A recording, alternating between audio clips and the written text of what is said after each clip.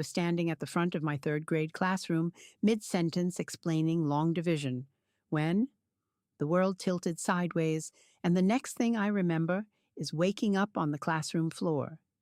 My teaching assistant kneeling over me, 22 frightened 8-year-olds, staring in a silence I had never once heard from that particular classroom in 6 years of teaching there.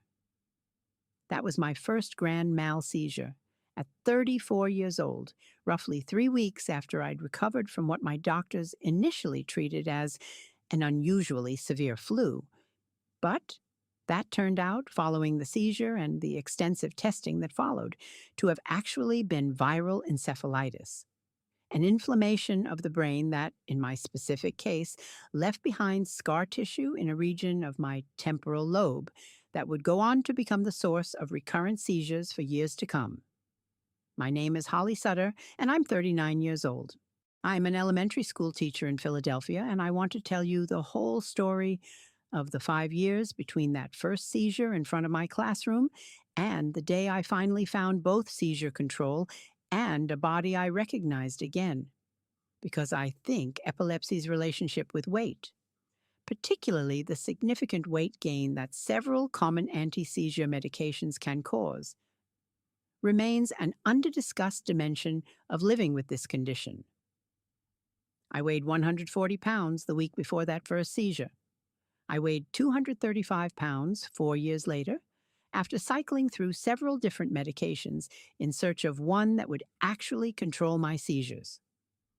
And I've spent the years since learning that losing 78 pounds required finding a medication that could manage my epilepsy without continuing to systematically work against my metabolic health. A search that took considerably longer and required considerably more specialized care than I ever anticipated needing. Before my encephalitis and the epilepsy it left behind, I had no reason to believe anything was wrong with my health. I taught third grade, coached my school's cross-country team, and had recently celebrated 5 years of marriage to my wife Danielle, both of us settling into the comfortable rhythm of a life we'd deliberately built together. The viral illness that struck me at 34 seemed, for the first 10 days, like an unusually severe flu. Exhausting and uncomfortable, but not alarming, until a persistent, worsening headache and confusion sent Danielle rushing me to the emergency room, where testing eventually revealed the brain inflammation that had, by that point, already begun causing lasting damage. I remember with real clarity the specific confusion Danielle later described witnessing in me during those final days before our emergency room visit. Moments of genuine disorientation I have almost no independent memory of myself. Asking her the same question 3 times within a single conversation. Forgetting entirely that I'd already asked her to bring me a glass of water, only minutes after she'd already handed it to me. She has told me since that those specific hours, watching my cognitive function visibly deteriorate in real time, remain some of the most frightening of her entire life. A fear that predated even the seizures that would come to define so much of the following 5 years. I want to describe what those first several months following my diagnosis actually involved, because I think it's essential context for understanding everything that followed. I recovered from the acute encephalitis itself relatively well, with most of my cognitive function returning to baseline within a few months. But the seizures that began roughly 3 weeks after my initial recovery signaled a new, permanent complication: post-encephalitic epilepsy, in which the scar tissue left behind by the brain inflammation had created a specific, localized area prone to generating the abnormal electrical activity responsible for seizures.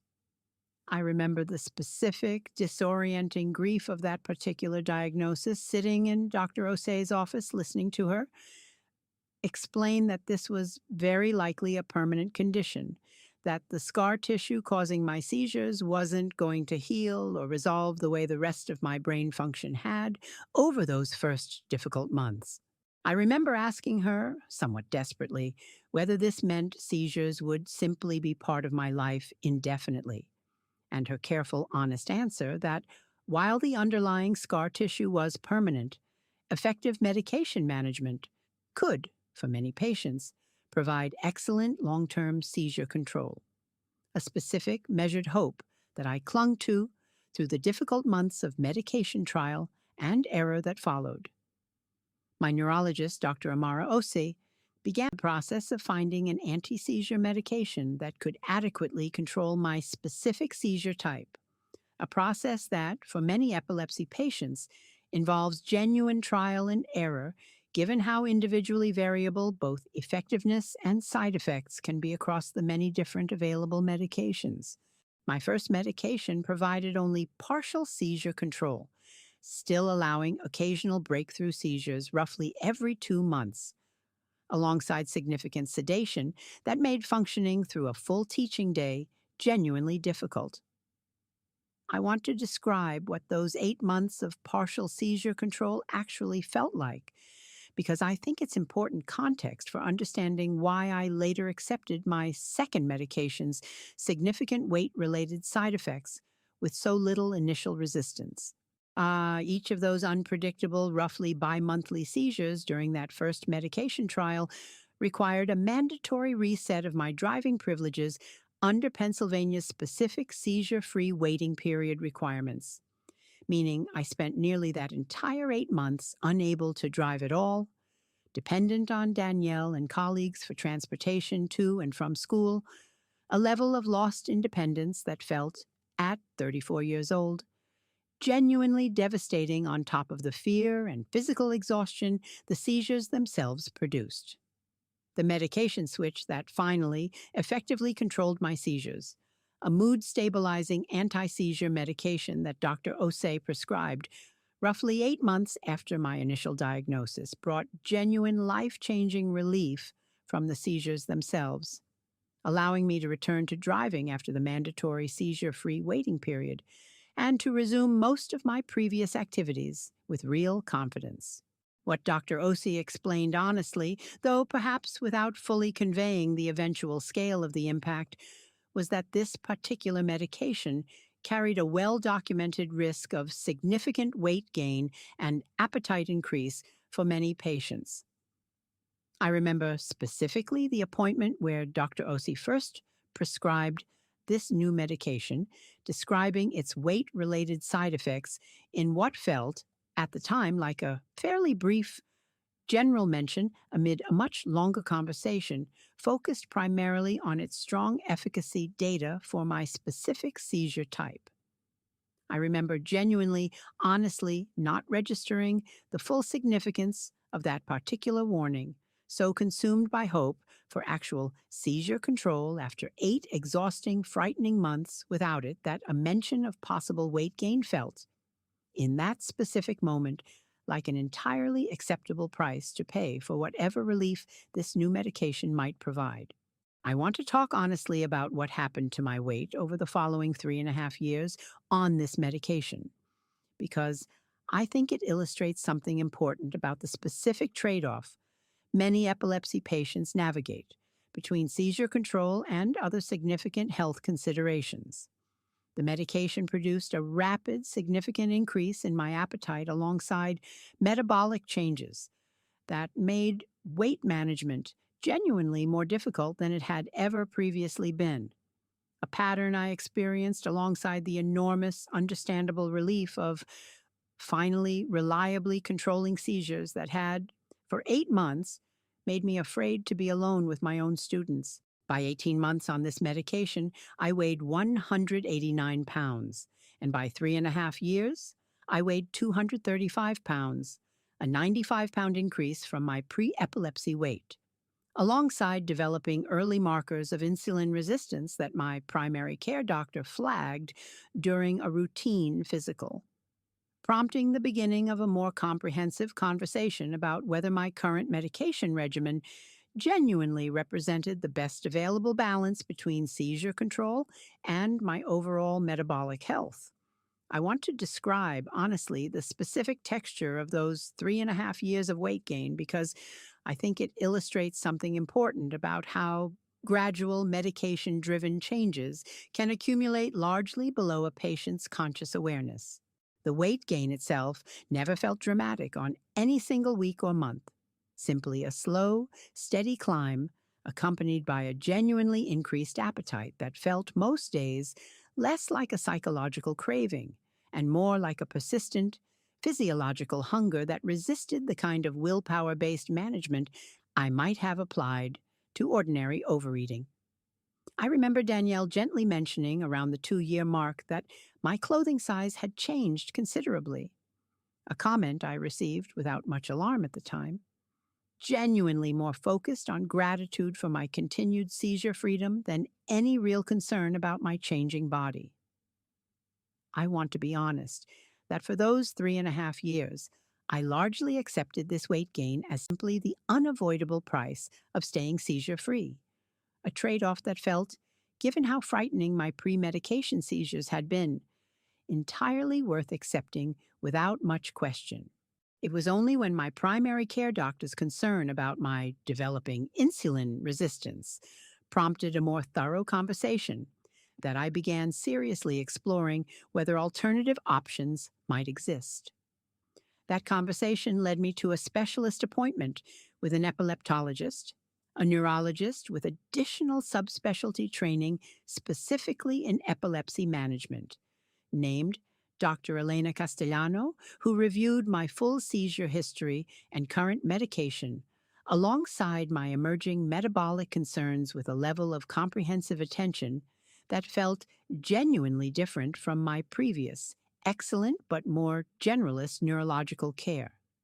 I want to be direct with you, Dr. Castellano told me at that first appointment.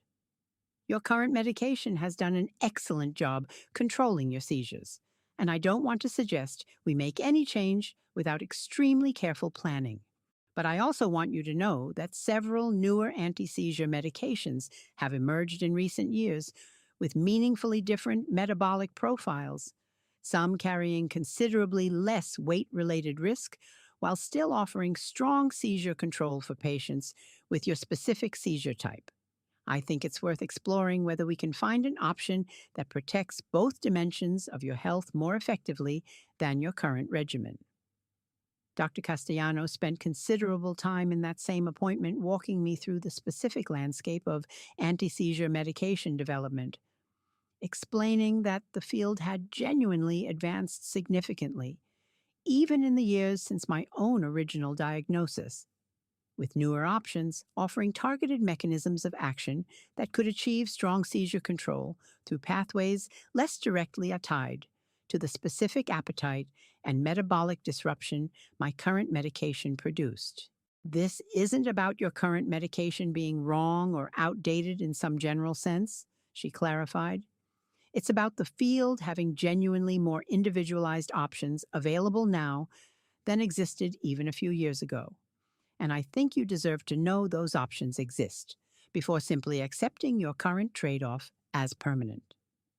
Dr. Castellano explained the extremely careful, gradual process any medication transition for epilepsy patients requires, given the genuine, serious risk of breakthrough seizures during any change to an established, effective regimen. This is going to take real patience, she told me. We're going to overlap medications carefully, monitor you closely, and move at a pace that prioritizes your continued seizure control above all else. I don't want you to expect a quick transition because rushing this specific process carries genuine risk I'm not willing to take with your safety. I want to be honest about how frightening this medication transition process actually was.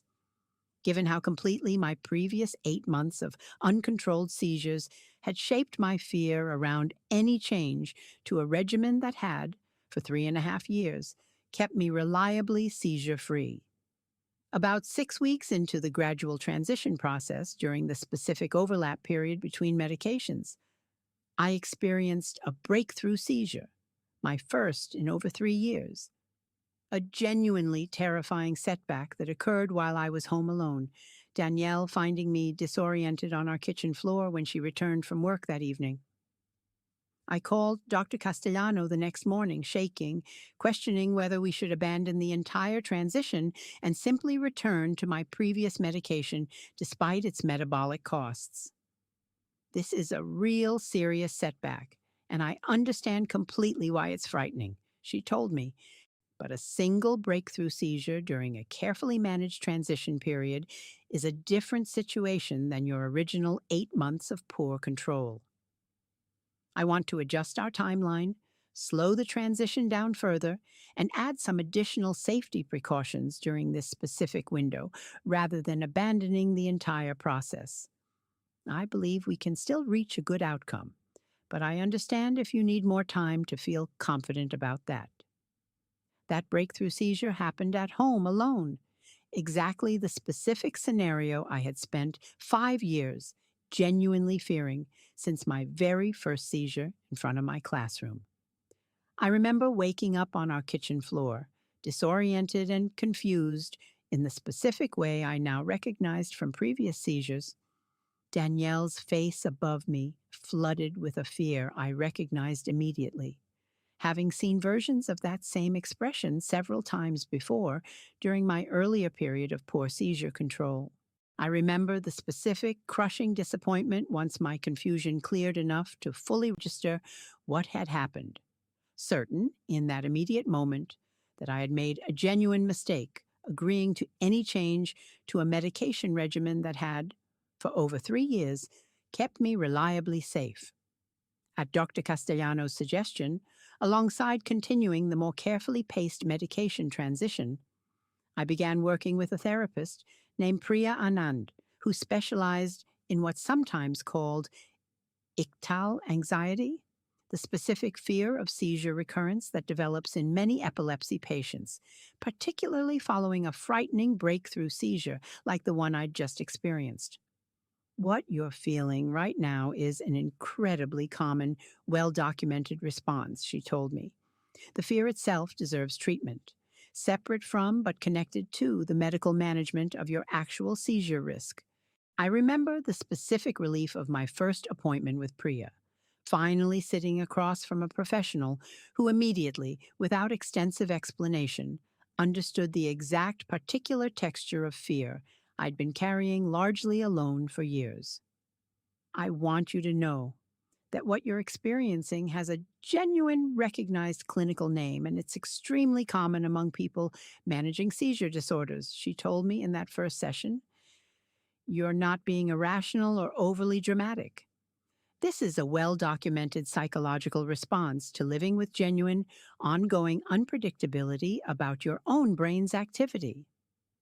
Hearing my exact experience named and validated so directly, after years of quietly managing this specific fear, largely alone, felt like an enormous immediate relief even before any actual therapeutic work had begun.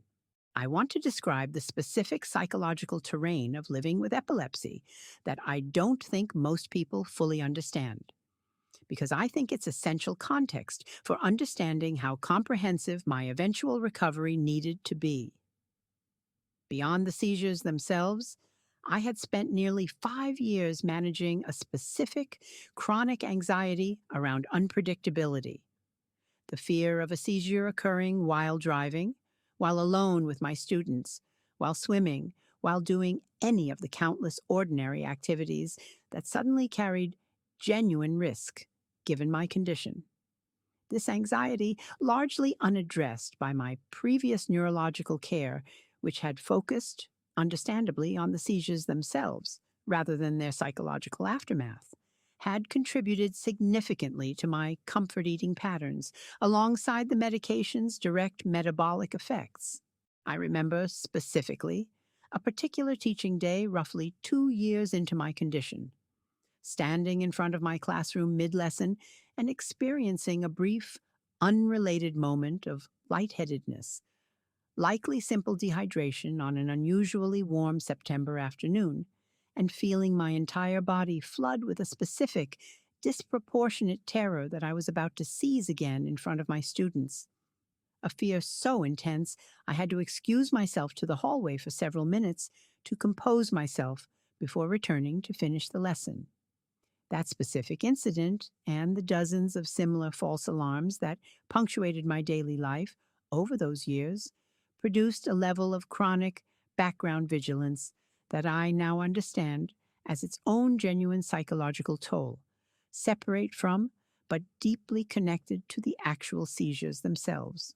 Priya's work with me over the following months addressed this anxiety directly, alongside referring me to a registered dietitian named Grace Kowalski, who had specific experience working with epilepsy patients, navigating both medication-related metabolic changes and the practical challenges of building sustainable eating patterns around a condition that sometimes required careful attention to blood sugar stability, given how significant swings can, for some patients, contribute to seizure risk. Priya introduced me in our early sessions to a specific cognitive behavioral framework for managing ictal anxiety, involving careful, gradual exposure to the specific ordinary activities I had begun avoiding out of fear, alongside grounding techniques for the moments when false alarm physical sensations, like ordinary dizziness or a racing heart from simple exertion, triggered catastrophic thoughts about an approaching seizure.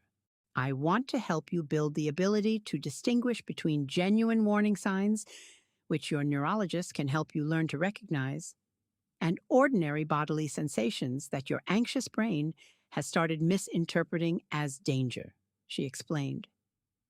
This work required real patience, given how deeply ingrained the hypervigilance had become over nearly 5 years of genuine, unpredictable risk. By month 6 of this comprehensive, carefully paced approach, with my medication transition finally complete and no further breakthrough seizures since that single early setback, I weighed 211 pounds, down 24 pounds from my highest recorded weight. Progress that felt genuinely significant given how much careful patient medical coordination this entire process had required. I remember that specific 6-month appointment with Dr. Castellano, reviewing both my seizure log, entirely clean since that early breakthrough episode, and my weight trend together for the first time, both moving in the direction we'd hoped for, simultaneously. I want you to actually sit with this moment, she told me. 6 months ago, you were terrified we'd made a mistake attempting this transition at all. Look at where both dimensions of your health actually stand now.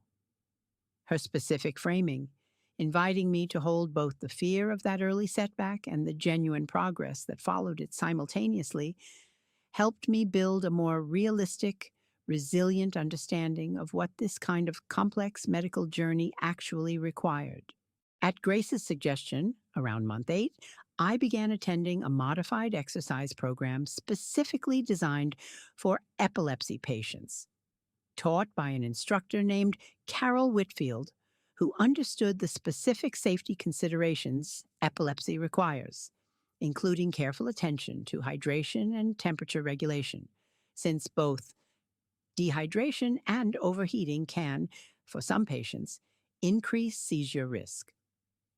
We're going to build a genuinely sustainable program that respects your specific safety needs, she told me, rather than either avoiding exercise entirely out of fear or ignoring genuine precautions that matter for your particular condition.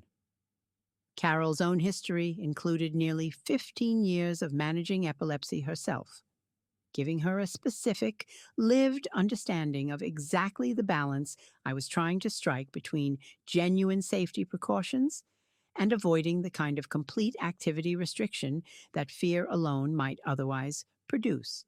I spent my first several years after diagnosis avoiding almost all exercise entirely, terrified any exertion might trigger a seizure, she told me during one of our early sessions.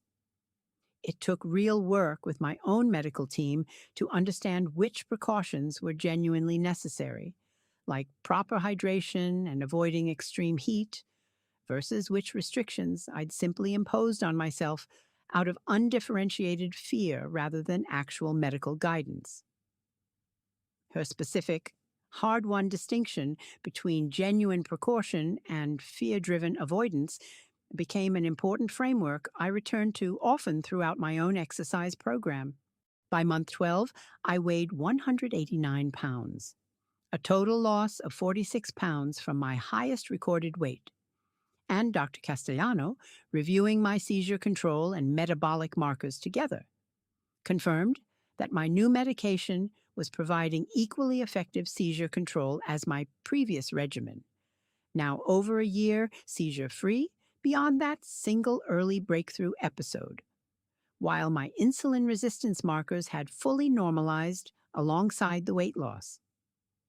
I remember that 12-month appointment specifically, sitting with Dr. Castellano as she reviewed a full year of combined data, my longest stretch of seizure freedom since my very first medication trial nearly 4 years earlier, alongside metabolic markers that had returned entirely to normal ranges for the first time since well before my epilepsy diagnosis.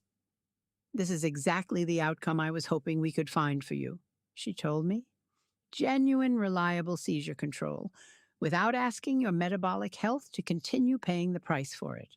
I called Danielle from the parking lot after that appointment, both of us crying with relief on the phone. 4 years of accumulated fear and uncertainty finally settling into something that felt, for the first time, genuinely, comprehensively stable. The middle stretch of my journey, roughly months 12 through 18, is the period I think of as the season where I genuinely began trusting both my medication and my own body again, after years of managing significant uncertainty about both.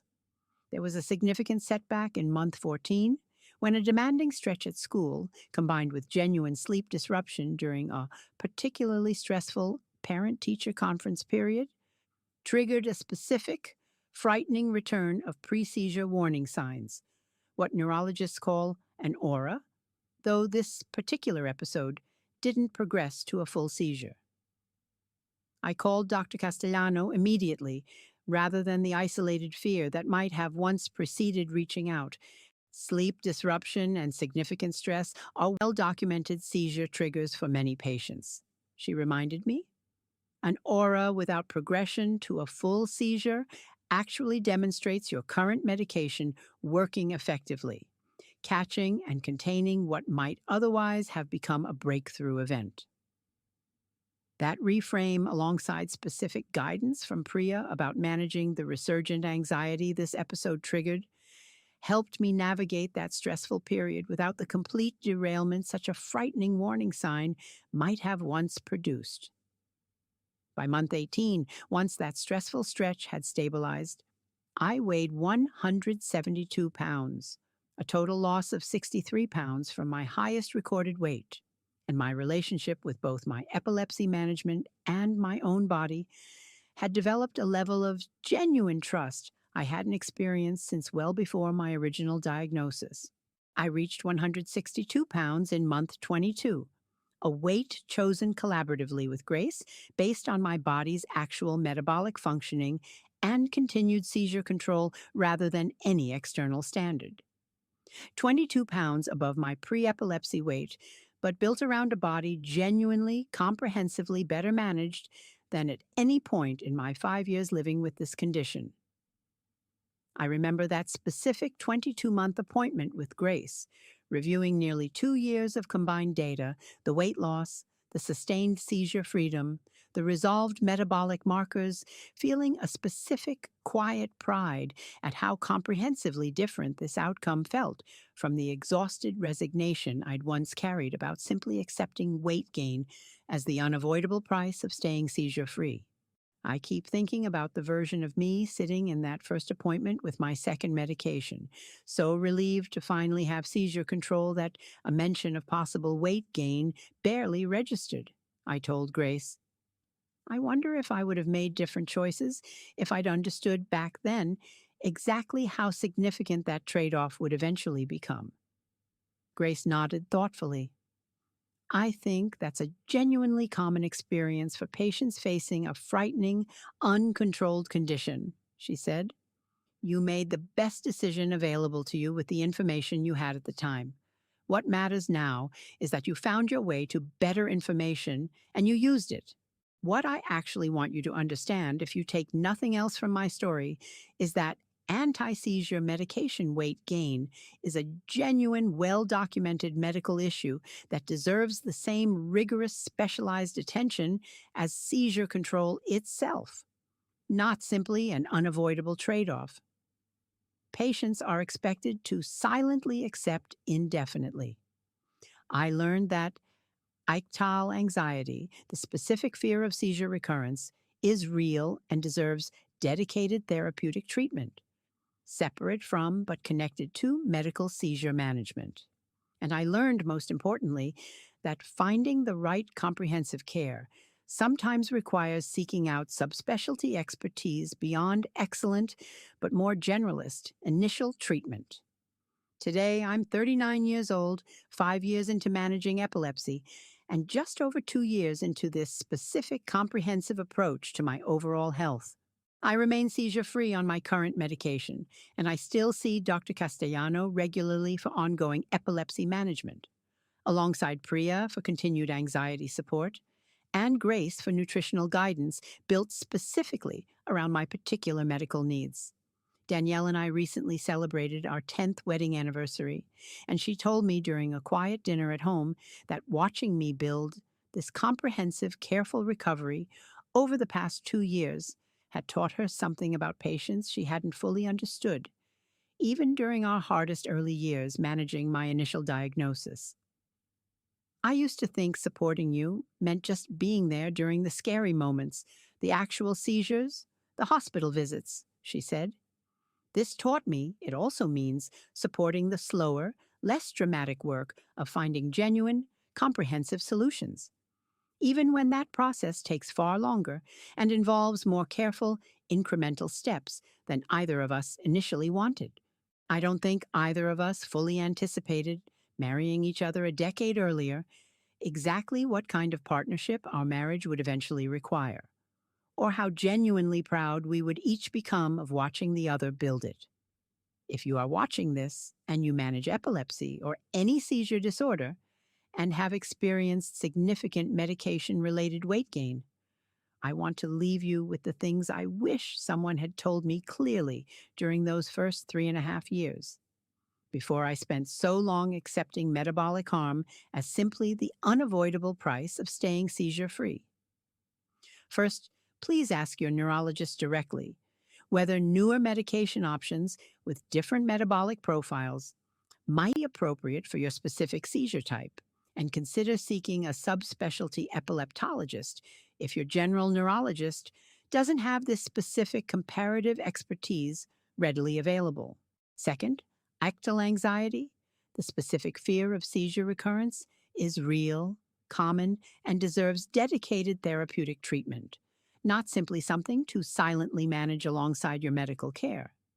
And third, the thing I believe most deeply of everything this journey taught me: your seizure control and your metabolic health were never actually meant to be an unavoidable trade off.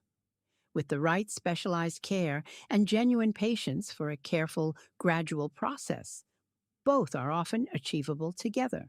I want to say something specifically to anyone watching who manages epilepsy or any seizure disorder and has experienced significant weight gain or other metabolic side effects from your anti-seizure medication. Please ask your neurologist directly whether newer medication options with different metabolic profiles might be appropriate for your specific seizure type, and consider seeking a subspecialty epileptologist evaluation if your current provider doesn't have ready access to this kind of comparative expertise. Please understand, too, that any medication transition needs to happen carefully, gradually, and under close medical supervision, never abruptly or without your neurologist's direct guidance, given the genuine risk any change to an effective seizure control regimen can carry. I've also, over the past year, begun volunteering with a regional epilepsy advocacy organization, speaking occasionally at support groups for newly diagnosed patients specifically about the importance of asking direct questions about medication side effects, including weight-related concerns that sometimes receive less thorough discussion than seizure efficacy data during initial prescribing conversations. I remember one particular session speaking to a group of patients only a few months into their own diagnosis, several of them describing the exact same pattern I'd experienced myself. Genuine gratitude for seizure control layered against gradually accumulating metabolic concerns they hadn't yet felt empowered to raise directly with their neurologists. Being able to share my own 5-year journey, including the specific questions that eventually led me to Dr. Castellano's more comprehensive care, has become one of the more meaningful, unexpected purposes to emerge from everything this difficult journey eventually taught me. I think often about the specific version of myself lying on my classroom floor, 22 frightened 8-year-olds watching in silence, having no way of knowing that this single, terrifying moment would become the beginning of a 5-year journey through medication trial and error, weight gain I once accepted as simply unavoidable, and eventually, finally, genuinely comprehensive care that protected both my seizure control and my broader health simultaneously. I wish I could tell her that this frightening classroom collapse would eventually lead her to exactly the specialized understanding she needed, even though it would take considerably longer than either of us would have wanted to get there. Carol recently celebrated her own 20th anniversary of managing epilepsy, and I had the privilege of attending the small gathering her exercise program organized to mark the occasion. A dozen current and former students, all managing our own versions of this condition, sharing stories and genuine gratitude for a community that understood without extensive explanation exactly the specific challenges seizure disorders present. Carol gave a brief speech that evening, describing how much medical understanding of epilepsy management had evolved even over her own 2 decades living with the condition, from far fewer medication options with correspondingly fewer choices about metabolic trade-offs, to the considerably more individualized landscape patients like me now have access to. I want every newer patient in this room to actually use the options I didn't have, she told us. Ask the hard questions. Advocate for the comprehensive care you deserve. Don't simply accept whatever trade-off you're initially offered as permanent. If you are watching this and you love someone who manages epilepsy or any seizure disorder, I want to say something directly to you as well. Please understand that the fear your loved one carries around unpredictability, the specific hypervigilance around driving, swimming, being alone, extends far beyond the actual seizures themselves, shaping nearly every dimension of daily life in ways that aren't always visible from the outside. The most helpful thing you can offer, based on my own experience and everything I learned from Carol and the rest of the epilepsy community I've found, is simply believing them when they describe that specific chronic vigilance and supporting them in seeking out comprehensive care that addresses both the medical and psychological dimensions of living with genuine ongoing unpredictability. Thank you for spending this time with my story today. If any part of it reminded you of your own experience with epilepsy, another seizure disorder, or any condition where medication effectively treats one dimension of your health while quietly costing you another, I hope you'll take it as permission to seek out comprehensive, specialized care sooner than the 3.5 years it took me, and to trust that genuine, effective treatment doesn't have to mean accepting an unnecessary trade-off indefinitely. Danielle has become, over these past 2 years, deeply knowledgeable about both epilepsy medication management and ictal anxiety, reading alongside me, attending several appointments with Dr. Castellano, asking thoughtful questions about the specific transition process that I sometimes hadn't thought to ask myself.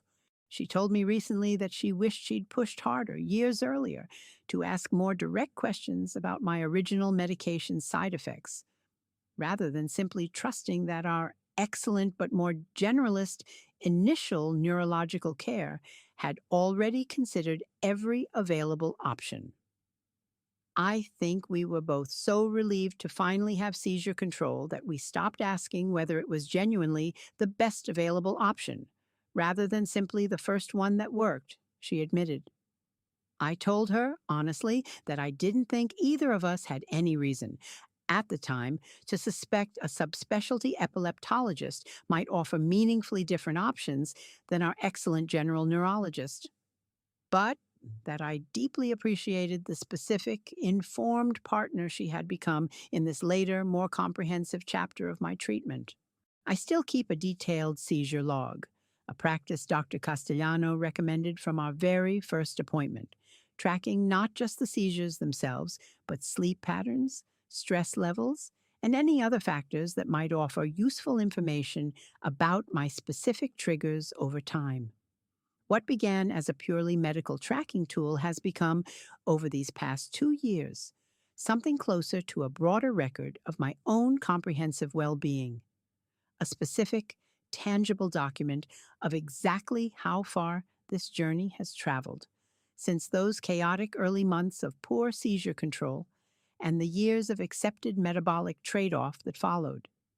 Take care of your whole self, whatever chronic condition your own body manages, and whatever specific trade off you may have once accepted as simply, permanently unavoidable. Ask the specific, comprehensive questions your particular condition deserves. Seek out subspecialty expertise when your excellent general care reaches the limits of its own specific knowledge. And trust that genuine, effective treatment for one dimension of your health was never actually meant to require permanent sacrifice of another. I've come to understand that my own recovery was never actually about achieving some ideal, permanent state of certainty about my epilepsy.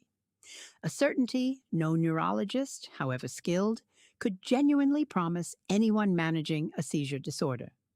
It was about building the most accurate, most comprehensive relationship with my own condition, treating both the neurological reality of my seizures and the genuine psychological and metabolic toll of managing them, rather than accepting a partial, incomplete version of treatment, simply because it addressed the most immediately visible danger first. Priya told me recently that she's noticed a specific recurring pattern among the epilepsy patients who eventually build the most sustainable long-term well-being: a willingness to keep advocating for themselves within the medical system, even after achieving good seizure control, rather than treating that initial success as the natural endpoint of their own medical advocacy. So many patients simply stop asking questions once the seizures are controlled, she told me. The ones who do best long-term keep asking about their whole health, not just the most acute, most visible symptom. I found this to be genuinely true in my own experience, understanding now that comprehensive epilepsy management was never actually a single achievement to reach and then stop pursuing, but an ongoing practice of continuing to ask what else my particular body and mind might need, even once the most immediately frightening danger has been successfully addressed. Thank you for letting an epilepsy survivor's story sit alongside all the other kinds of transformation you may have encountered today. I hope, whatever chronic condition your own body manages, that this story offers you something more useful than simple encouragement. Genuine, specific permission to keep asking for comprehensive care, addressing your entire health, rather than accepting the first available treatment as the only option simply because it successfully addressed the most urgent, visible symptom. I still remember, with real clarity, the exact sound of 22 8-year-olds falling completely silent as I regained consciousness on my own classroom floor. A sound so unlike anything I had ever heard from that particular room in 6 years of teaching there that it has, oddly, become one of the more grounding memories of my entire journey rather than simply a frightening one. It reminds me, whenever it surfaces, of exactly how far this recovery has traveled since that specific, terrifying morning, filled now with reliable seizure control and a body I recognize again, rather than the years of uncertain trade offs that once defined nearly every dimension of my daily life.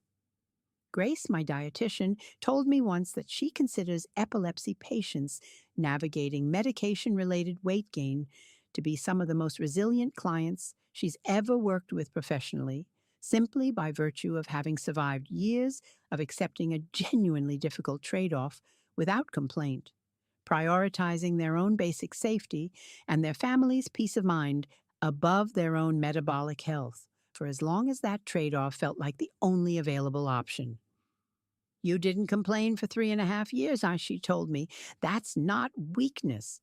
That's someone who correctly understood at the time exactly how much was genuinely at stake with her seizure control, and who made the most reasonable decision available to her with the information and options she actually had. I've carried that specific reframe with me since, a way of finally, genuinely honoring those 3.5 years I once viewed simply as time lost to unnecessary suffering, rather than recognizing them as grace helped me eventually see them, as a specific, sustained testament to exactly how seriously I had been taking my own safety the entire time.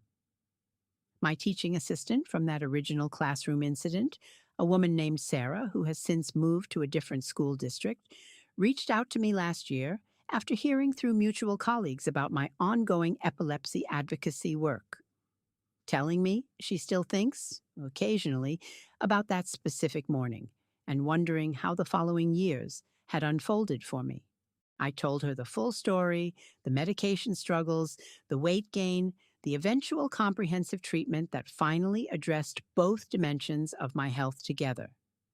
She told me she was genuinely relieved to hear the story had continued unfolding in a positive direction, admitting that she'd carried her own quiet worry about me over the intervening years, uncertain whether to reach out, but not wanting to intrude on what she assumed might be a difficult, private medical journey. I was grateful hearing that for exactly the kind of specific ongoing care so many people in my life had quietly carried for me over these past 5 years, even during periods when I wasn't fully aware of it myself. If you take only one thing from everything I've shared with you today, let it be this: a medication that successfully treats one dimension of your health does not automatically mean you've received the most comprehensive care available for your entire self. You are allowed, whenever you're ready, however long it takes, to keep asking whether better options exist. The same directness and persistence that eventually, 5 years into my own journey, finally led me to exactly the comprehensive care I had needed the entire time. My third grade students, the same 22 children who witnessed my original seizure 5 years ago, are now in high school, likely with only fragmented memories of that specific morning, if they remember it at all. I've often wondered over these years what they took away from watching their teacher's body suddenly, unexpectedly fail her in front of them, and whether any of them still think, occasionally, about that particular Tuesday morning the way I do. I hope, if they do remember, that they also somehow sense the fuller story that followed it. 5 years of genuine struggle eventually giving way to comprehensive, hard-won stability, rather than simply the frightening image of their teacher collapsed on a classroom floor. Take care of yourselves and take care of each other, especially in the specific quiet moments when a genuinely effective treatment still leaves something significant unaddressed, something that deserves its own dedicated attention rather than continued silent acceptance. I named this particular chapter of my own healing the second question, a phrase I use often now in the epilepsy advocacy work I've become part of, because I think it captures something important about what genuine comprehensive medical care actually requires. The first question for any epilepsy patient is almost always some version of, how do we stop the seizures? An urgent, entirely reasonable priority that appropriately consumes nearly all available medical attention during the acute, frightening early period of a diagnosis. The second question, the one so many patients, including me for over 3 years, never think to ask, is simply at what cost? And is that cost genuinely necessary? I hope, if you take nothing else from this entire story, that you remember to eventually ask your own version of that second question. Whatever chronic condition or ongoing treatment your own life currently requires. Wherever you are on your own path toward asking that second question, whatever form it eventually takes, know that the version of you who eventually asks it is not somehow more demanding or less grateful than the version currently still simply accepting whatever trade off first treatment offered. She has simply finally decided that her entire health deserves the same serious attention her most acute, most visible symptom already received. Dr. Castellano, Priya, Grace, Carol, Danielle, Sarah, and the entire epilepsy community I've found through this journey. An entire roster of people who each, in their own specific way, helped me finally ask that second question I'd spent over 3 years. Too grateful, too relieved, too frightened to raise, and helped me build, instead, a genuinely comprehensive relationship with a body and a condition I finally, fully understand. That roster, more than any single number on any scale or any single seizure log entry, is what actually carried me from 3.5 years of accepted trade-off to the genuinely comprehensive, stable life I now finally get to live inside a body and a mind I trust completely again. Thank you, sincerely, for spending this time with my story.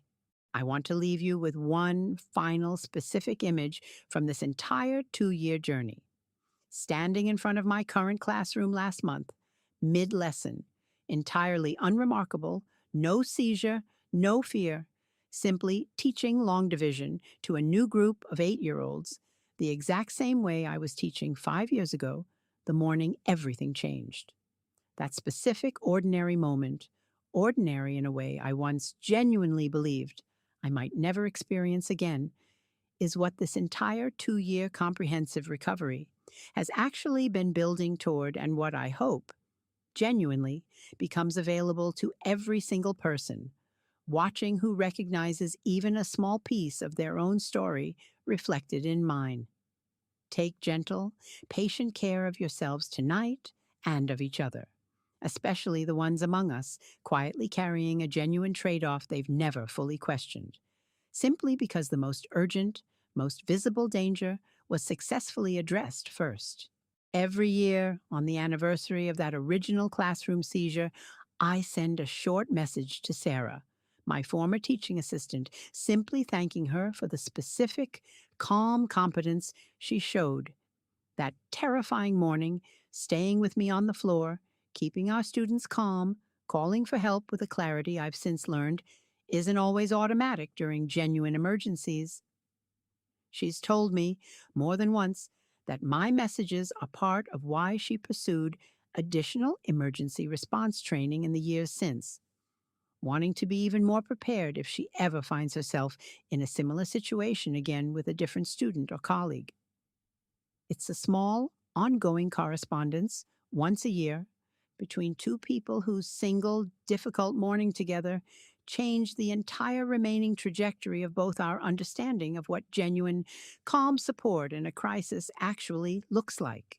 I think, in the end, this entire story has always really been about learning to trust a body that had, quite literally, betrayed me without warning in front of 22 children, and about understanding slowly, over 5 years, that rebuilding that trust required far more than simply controlling the seizures themselves.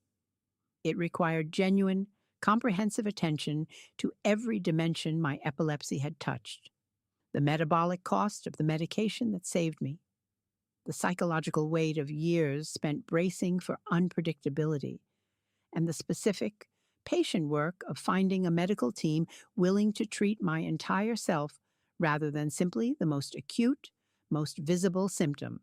I hope wherever you find yourself tonight, in whatever chapter of diagnosis, treatment, or ongoing management your own life currently holds, that you know this simple, hard-won truth I finally learned at 39, 5 years, and one difficult, comprehensive journey later than I might have wished. An effective treatment for your most urgent symptom is a genuine, worthy accomplishment. And it is also, very often, simply the first question answered, rather than the entire story concluded.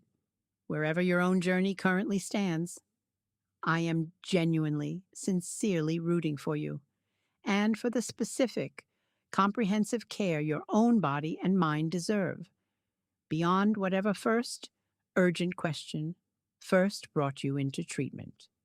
22 children watched their teacher collapse on an ordinary Tuesday morning 5 years ago, and none of us in that classroom that day could have known exactly how long and how comprehensive the journey back to genuine stability would eventually need to be. I'm grateful now for every single person along that 5 year path who helped carry me there, and I hope sincerely that your own path toward comprehensive healing, whatever specific form it takes, turns out to be shorter and gentler than mine. Thank you again, genuinely, for staying with this story through every winding turn of its 5 years. From that terrifying classroom collapse, through years of accepted trade off, to the comprehensive, hard won stability I now finally get to call my ordinary, unremarkable life. Carol likes to remind newer members of our exercise group that epilepsy was never something any of us chose to defeat entirely, an impossible standard for a chronic neurological condition, but simply something we each learned over our own individual timelines to build a genuinely full life alongside. 5 years ago, sitting up disoriented on my own classroom floor, that particular kind of life felt impossibly distant. Today, sitting here telling you this story, seizure-free, metabolically healthy, and genuinely at peace with a body I once believed had permanently, irreparably betrayed me, it simply feels like mine.